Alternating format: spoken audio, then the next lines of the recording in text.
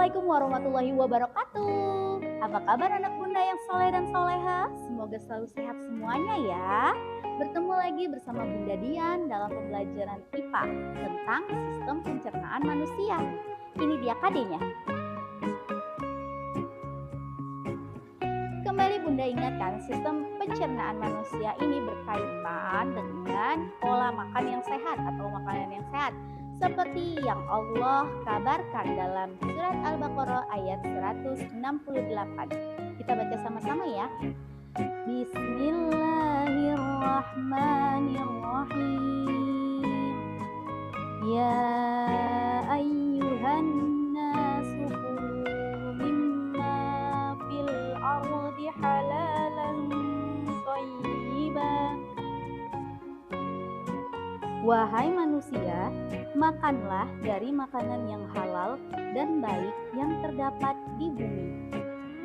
Hari ini kita akan melanjutkan pembelajaran kita tentang kelenjar pencernaan. Kita mulai dengan melafazkan basmalah. Bismillahirrahmanirrahim. Nah, kita sudah berada di lab IPA. Sistem pencernaan manusia itu terdiri atas dua bagian. Yang pertama, saluran pencernaan dan kelenjar pencernaan.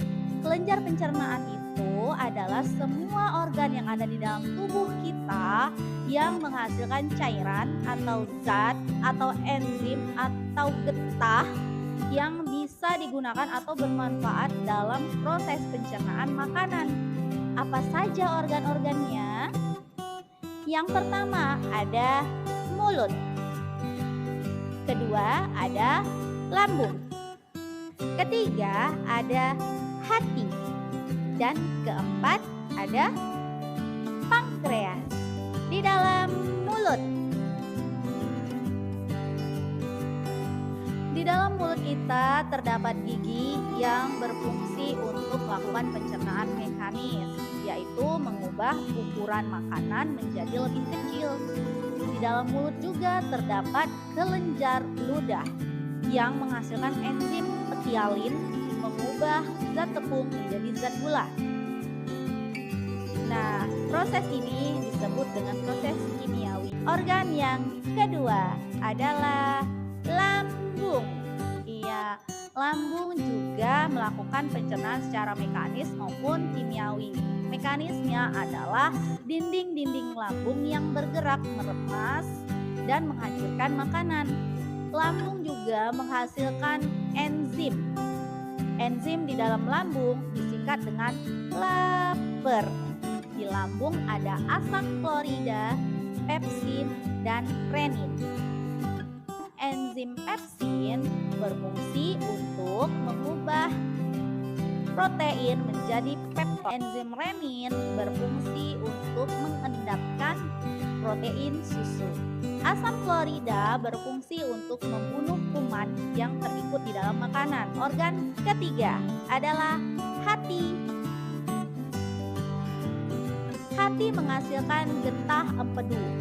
Getah empedu ini akan ditampung di dalam kantong empedu.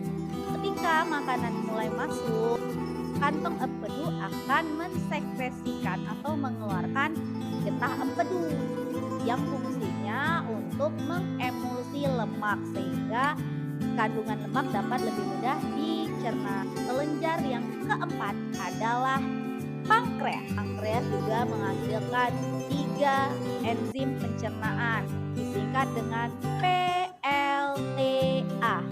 Dalam pankreas ada lipase, ada tripsin, dan amilase. Enzim amilase berfungsi untuk mengubah zat tepung menjadi zat gula. Enzim tripsin berfungsi untuk mengubah pepton menjadi asam amino. Enzim lipase berfungsi untuk mengubah lemak menjadi asam lemak. Semoga bermanfaat untuk anak muda di rumah. Kita tutup pembelajaran ini dengan melafazkan hamdalah. Alhamdulillahirabbil alamin. Wassalamualaikum warahmatullahi wabarakatuh.